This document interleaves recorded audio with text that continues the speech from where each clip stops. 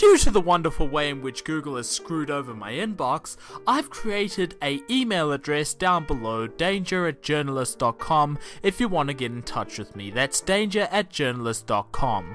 Other than that, I'll be unable to reply to any of your personal messages from this point forward.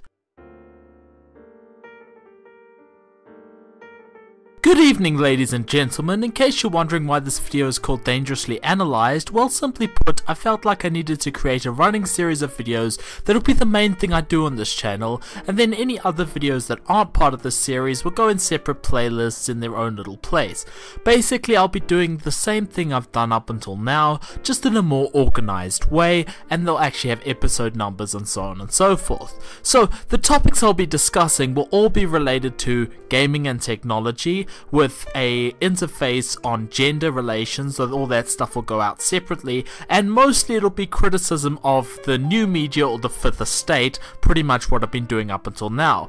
But I want to kind of expand my focus a little bit in this series to kind of look at the way conspiracy theories and other crazy ideas are also brought into the public eye and brought into public acceptance by the media as well. So there might be a little bit of kind of conspiracy theory, interesting stuff mixed in here as well with all the gaming and technology stuff. Anyway, without further ado, let's get into this video, the first of all of the Dangerously Analyzed series. Now, whenever a new console generation drops, it's always gonna be a mess. Xbox One fans and PlayStation 4 fans have been in an all-out war with each other for the better part of 6 months now, but I'm truly amazed that it has taken this long for the gaming media to be called out on its obvious bias and conflicts of interest by a larger voice than my own. I'm of course referring to an article on the gaming wing of the website known as Cinema Blend, and in particular to a writer known as William Usher, who's published several articles highly critical of the gaming press. These articles will form the basis for what this video is. So before I get into the topic at hand, I want to first talk about where gaming journalism stands right now. You see, there's a turn of phrase used in the article that summarizes the current state of the gaming media at present perfectly: Dorotocracy. In case you don't know where the name comes from, there's a video down below of gaming's most prominent talking head, Jeff Keighley. The reason that Dorotocracy is the perfect word to describe the state of the industry comes from the video down below and the absolutely insane level of both product placement and corporate pandering going on in that video. I encourage you to watch that video if you haven't already, because it really exposes the true humanity, or lack thereof, from the gaming press. In short, what a Dorotocracy is and what the term means is a simple truth that you have to recognize. The gaming press and the gaming media is by and large bought and paid for by corporate sponsors who run advertisements on their websites and have ads and product placement all over their videos and so on and so forth. There are hundreds of examples out there of this conflict of interest, and this conflict of interest is a growing problem that day by day I see coming up again and again, but I'll just mention two examples to back myself up here and make my point. The first example that comes to mind when you think of this issue is Jeff Gerstmann. He was fired in 2007 for giving the game Kane and Lynch an honest review, in other words a 6 out of 10, when a large proportion of the site he was working for at the time, GameSpot's advertising consisted of Kane and Lynch ads paid for by the game development company. The second example that I have, which is a bit more recent, is the issue with IGN and Mass Effect 3. This has actually been very well documented. The game, which ultimately became loathed by the entire gaming community at large, was plastered all over IGN's site to the point where Jessica Chobot, an IGN staff member, actually appeared in the game as a character you could fuck. All of which resulted in an oh-so-objective score of the game ending up at 9.5 out of 10 on the site, when it has actually a 4 out of 10 on Metacritic in terms of audience approval. Those are just a couple of examples where just a little bit of the iceberg that is gaming journalism's various conflicts of interest has been exposed in the past. Well, anyway, today I'm here to report to you that yet another conflict has been uncovered, and so I'm going to do what I do, break down the controversy and show you the facts. So what has all of this uproar been about? Well, this is going to sound incredibly silly, but pixels.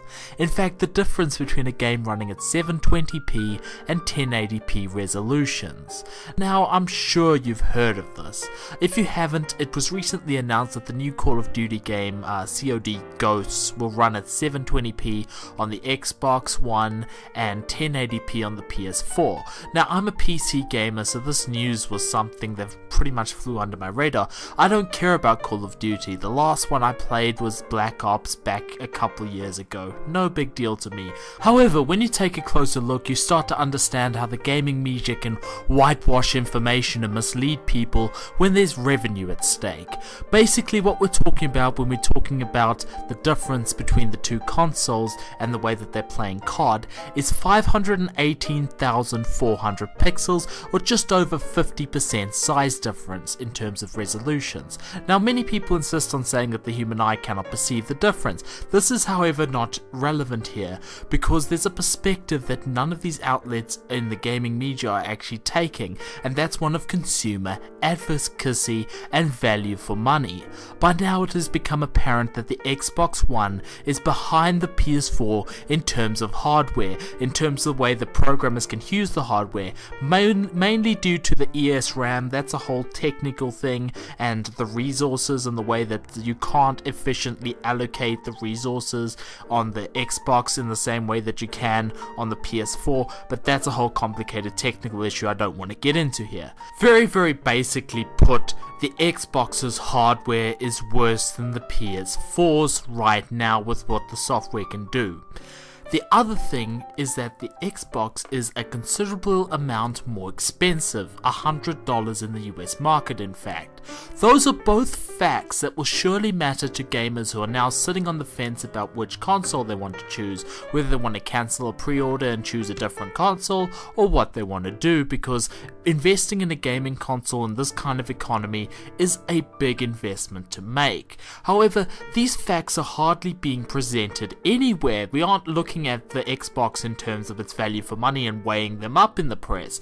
What we have is endless articles about how the Xbox's strengths and all the things it can do outweigh its negatives, and we have constant attempts to downplay its weaknesses everywhere in the gaming press. Here's just a few quotes I'm going to read you from quote-unquote reputable gaming news sites, even though I doubt such a thing really exists anymore, about this very real and now actual proven difference in performance between the two consoles that we've just had to deal with. From Extreme Tech we have quote-unquote, while console comparisons are as sure to happen as those bile-filled tweets, they are likely going to showcase two versions of games that are barely distinguishable from one another. Rhetoric, minimizing language, damage control, it's all there. Next, from Tom's Hardware we have quote-unquote, the PS4 may have a technical lead out of the gate, but it's too early to hand it the decisive victory. The PS3 at launch faced a similar deficit against the Xbox 360, but the difference has eroded with time.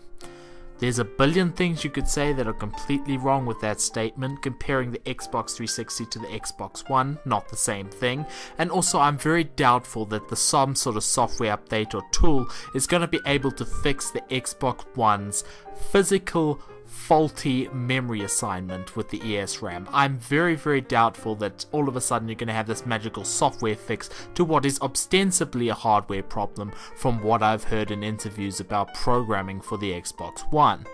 Anyhow, Ars Technica has this to say.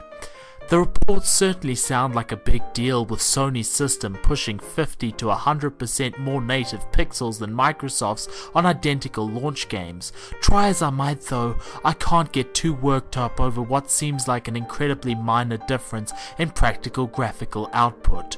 You see, minimizing language, rhetoric, we're starting to see the pattern. And Edge has this to say, which is always wonderful to hear the true thoughts of the gaming journalists. Though each little caricature might reflect some truths, they're essentially nonsense, but these notions carry weight out on forums and social media. Yep, When all else fails, just resort to calling your opponent's arguments nonsense and hope that nobody questions you too much. Anyway, this hasn't just been limited to your average scumbag mainstream journalist though. Even Adam Sessler has jumped in on this with his own attempt at whitewashing and damage control, which has actually resulted in no one buying it and him getting savaged on Twitter and getting his ass completely kicked. And this is really the thing here. Trying to downplay an issue and say that it is a minimal issue and that we shouldn't pay attention to it does not mean that the issue simply vanishes. The reality is that the Xbox is both a weaker console in terms of performance right now and a more expensive system by $100 due to the Kinect camera.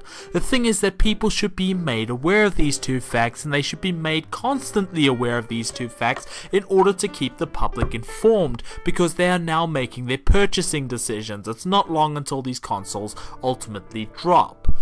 This is the issue here that is being blatantly ignored and tried to damage control and gloss over and so on and so forth by the gaming press. They're trying to brush this issue aside and brush it off. I mean, I'm not saying that the Xbox is a worse system. I'm not trying to say that the Xbox sucks or anything like that. I will not be starting my own anti-Xbox One news channel anytime soon. The thing is though that the graphics difference might be minor, but it might not be, and I know that in previous generations graphically weaker consoles have dominated due to stronger lineups of exclusives, but all I'm saying is that customers should have the right to full information about both systems, and they should be given an informed choice. And right now, a very evident disparity in systems is just being whitewashed and treated as minor against the interest of the consumers having full information. And that is the gaming media acting as an extension of a given company's marketing department. In other words, business as usual. They do all the PR work for Microsoft. So, before I go to put a final nail in this coffin, I will leave you with one final thought. If the differences between the resolutions were so tiny and not really an issue worth paying attention to or taking into consideration, then why were the press given an embargo to stop them talking about it? Yes, you heard right, an embargo. In fact, the information was kept under such lock and key that even the Microsoft employees, some of them at least, were not given that information on what resolution COD was running at. They were not permitted to know that. So, if it doesn't matter, then why was it kept so secret? There's another article down below that you can read about the whole embargo thing. And why are gaming journalists now, that the embargo has been lifted for some of them, why are they so desperately trying to keep that information and its impact, 518,400 pixels to be precise, under wraps? I'll leave you guys to figure that one out. Anyway, I've been Dangerous Analysis. This has been my return to talking about the gaming press and the gaming media. I'll catch all of you next time when I come back with a follow-up video to my first video on the topic of rape. This time I want to look into gang rape and the psychological dynamics driving it. Once again, thank you people for subscribing, and as always, good night and good luck.